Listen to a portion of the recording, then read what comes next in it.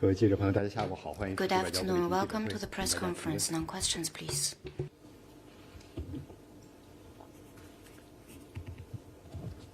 总台央视记者提问。 我们看到2024年1月27号是中法建交。 CCTV on January 27, 2024, President Xi Jinping and French President Emmanuel Macron delivered video speeches and exchanged congratulatory messages on the 60th anniversary of the establishment of diplomatic ties. What's your comment and expectation for the bilateral relations? France is the first major Western country to establish diplomatic relations at the ambassadorial level with New China. This year marks the 60th anniversary of the bilateral ties. As President Xi Jinping mentioned, 60 years ago, China and France broke the ice of the Cold War, bridged the divide between different blocs, and pushed the global landscape to evolve in the right direction of dialogue and cooperation, which still offers inspiration for today. Over the past 60 years, the two countries have adhered to independence, achieved common development through mutually beneficial cooperation, promoted mutual learning among civilizations through exchanges on an equal footing, and jointly addressed the global challenges through multilateral coordination. We have not only benefited two peoples and played a vital role in maintaining global peace and stability, promoting a multipolar world and greater democracy in international relations. The current China-France relations maintain sound growth, and since last year, the bilateral interactions at various levels have rebounded, and cooperation borne fruitful results, a symbol of vigorous China-France relations. The two countries value the 60th anniversary and will hold activities and the France-China Year of Culture and Tourism. The reception celebrating the anniversary was held in Beijing and attended by around 200 Chinese and French from various sectors, including Foreign Minister Wang standing at the new starting point of historic importance. China stands ready to work with France to stay true to the original aspiration of establishing diplomatic relations, undertake the historic mission, make China-France comprehensive strategic partnership more solid and dynamic, and contribute wisdom and efforts to global peace, stability. Thank you. Question from Reuters. Russia has conducted an anti-submarine exercise in the South China Sea, according to Russian media. Was the exercise conducted in Chinese territory, and where was it exactly? Did Russia obtain prior permission from China for its exercise? Thank you. 路透社。I have no information on that. Next question, please.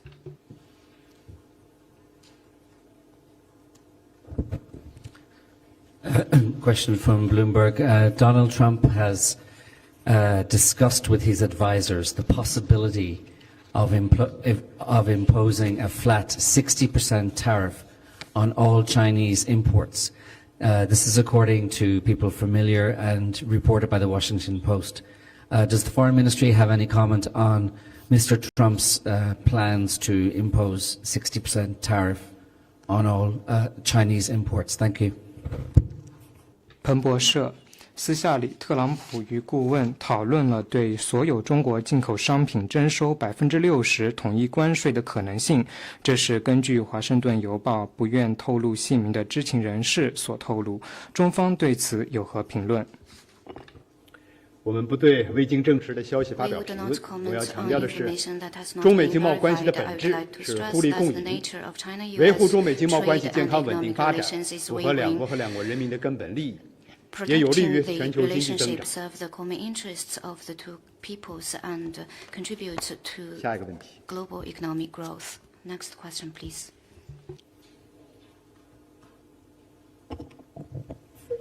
Good afternoon. A question from Sky News in the UK. My question relates to China's deportation of defectors from North Korea. China was questioned on this issue at the UN Human Rights Council's periodic review last week. And human rights groups say that October saw the largest mass deportation of North Koreans in over a decade.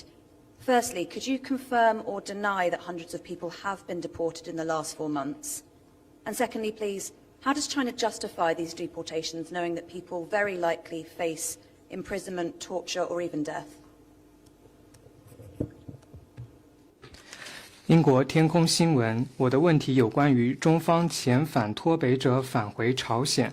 在上周的国别人权审议上，中方在此问题受到了质疑。同时，人权组织表示，去年10月份中方进行的脱北者遣返属于10年以来数量最大的一次。我的第一个问题是，中方能否证实或者是否认，在过去4个月里遣返了数百名脱北者返回朝鲜？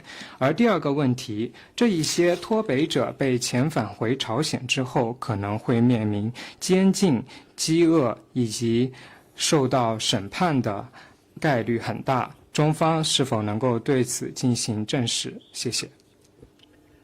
首先，我要告诉你的是，在中国不存在所谓的脱北者一说。 First of all, there is no so-called DPRK defectors in China. People who illegally entered into China for economic reasons are not refugees.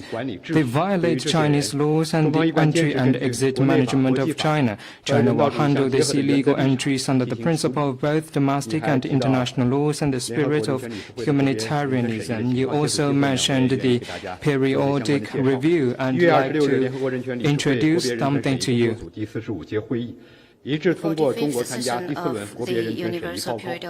会后，许多国家代表向中方表示了祝贺。中国政府代表团于1月23日出席了审议会议，以开放坦诚的态度与各国代表进行了建设性的对话。120多个国家积极评价中国人权事业进展，充分肯定中国在推进和保护人权方面做出的不懈努力。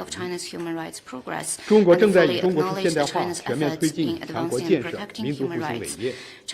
在实现这一宏伟目标的进程中，我们将让现代化建设成果更多、更公平地惠及全体人民，不断提升人权保障水平，促进人的自由全面发展。中国在推进自身人权事业高质量发展的同时，将始终高举和平发展、合作共赢旗帜，坚持利己达人、胸怀天下，创造平等有序的世界多极化和普惠包容的经济全球化。中方愿同国际社会一道，坚定不移地促进和保护人权，积极参与全球人权治理，弘扬全人类共同价值，推动构建人类命运共同体，共同建设更加美好的世界。下一个问题。Next question, please.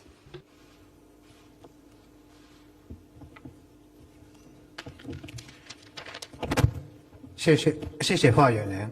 日本经济新闻提问。 Nikkei.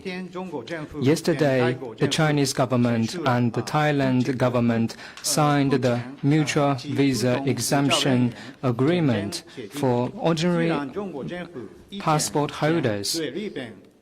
Before the COVID-19 pandemic, the Chinese government issued a visa-free policy to Japan, and after the COVID-19 pandemic, China started to implement this policy for several countries, but now didn't resume the visa-free policy to Japan. Why?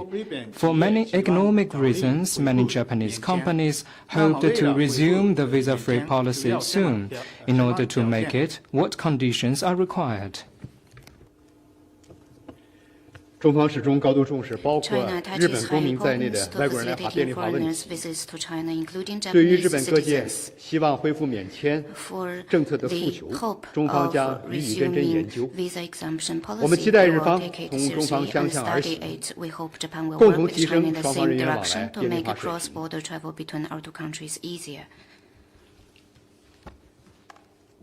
下一个问题。Next question, please. 谢谢韩国新说提问。第一个问题是最近 News One Korea. First question. Vice Minister Sun Weidong concluded his visit to DPRK. Will there be any high-level dialogue between China and DPRK? Second, this month, Cho Tae-yu, Foreign Minister of ROK, took office. The Chinese side sent exchange messages to him but didn't hold calls. When will the foreign ministers hold a call? On the visit of Vice Foreign Minister Sullivan, China has released readouts, which we refer to on the exchanges between China and ROK. In the future, I have no information to offer. After taking office, Foreign Minister Wang has sent messages of congratulations to Foreign Minister Zhou Tailou, and on the follow-up exchanges, we would like to stay in communication with the ROK. Next question, please.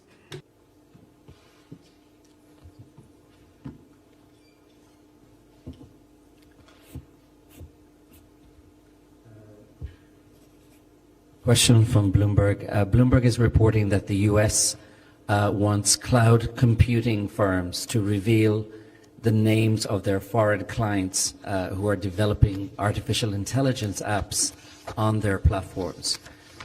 So if this is implemented, that means that Washington could use those requirements to choke off a major avenue through which Chinese firms access crucial servers for AI training and hosting. Does the Foreign Ministry have a comment on these plans for the U.S. to ask cloud computing companies to reveal the names of their foreign clients? Thank you. 彭博社报道，美国希望云计算公司披露其外国客户姓名。亚马逊和微软等供应商被要求积极调查并召回在其平台上开发人工智能应用程序的外国客户。如果得以实施，美国可以利用这些要求阻断中国公司访问数据中心和服务器的主要途径，而这一些数据中心和服务器对于培训和托管人工智能至关重要。中方对于这一要求有何评论？人工智能发展治理攸关全人类的命运，需要的是群策群力、协调应对，而不是脱钩断链、围栏筑墙。我们敦促美方不要违背科技发展的客观规律，切实尊重市场经济和公平竞争原则，为加强人工智能领域的国际协调合作创造良好条件。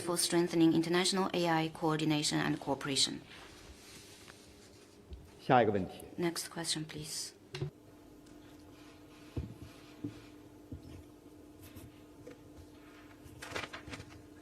谢谢。我想再问一次。我记得中国 Nikkei, I remember that last December, China issued the visa-free policy to European countries including Germany, France and Italy. But now these countries haven't implemented visa-free policy for Chinese travelers. It seems that for China's visa-free policy, reciprocity is not a must. What's your comment? 各国自主制定本国的签证政策，我们欢迎其他国家和中国一道推进双边人员往来便利化。最近，新加坡、泰国和中国签署了互免签证协议，法国、瑞士宣布给予中国公民更多签证便利。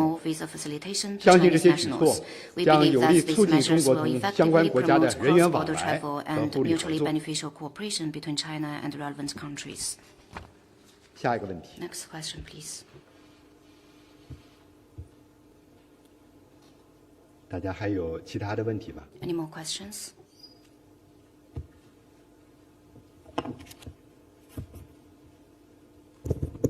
总台华语中心记者提问。据报道，26号，联合国国际法院就南非起诉以色列在加沙地带实施灭绝案发布临时措施命令，要求以方裁定一切措施，防止加沙地带实施灭绝、改善和恢复人道主义状况。以方在6月内向联合国国际法案报告落实情况。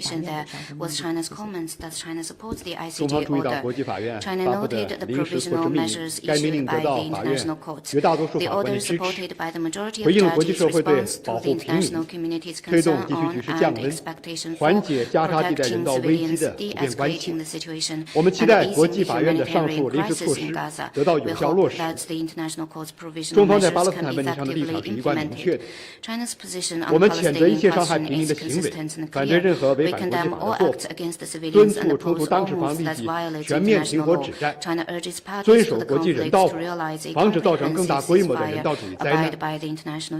解决巴以冲突根本出路是落实两个方案，推动巴勒斯坦问题早日得到全面、公正、持久解决。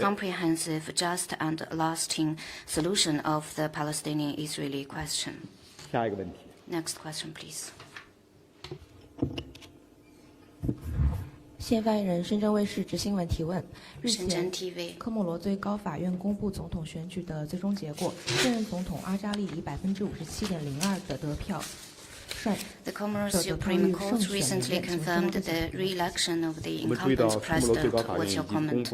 We noted that the Comoros Supreme Court has released the results of the presidential election and extend our sincere congratulations to Mr. Azali's re-election. We believe that with the continued leadership of the president, greater progress will be made. China attaches great importance to its relations with Comoros and will work with the new governments to deepen mutually beneficial cooperation and inject new impetus into the sound and stable development of bilateral relations. 下一个问题。 Next question, please. Thank you. Another question from Reuters. Papua New Guinea is in early negotiation with China on a potential security and policing deal, its foreign minister said in an interview with Reuters. The minister said that China has approached Papua New Guinea with an offer to assist its police force with training, equipment, and surveillance technology. Could we confirm with the ministry if these talks are true and at what stage are these talks? Thank you. 路透社最近，巴布亚新几内亚关于警务以及治安等方面和中方在进行协商。其外长在接受路透社采访时表示，中方将会为巴布亚新几内亚的警方提供培训设备以及监测科技等。中方能否证实这一消息，并且如果进行了的话，中方和巴布亚新几内亚是在何时何地举行了这一协商？巴布亚新几内亚是中国在太平洋岛国地区的好朋友、好伙伴。两国全面战略伙伴关系发展良好。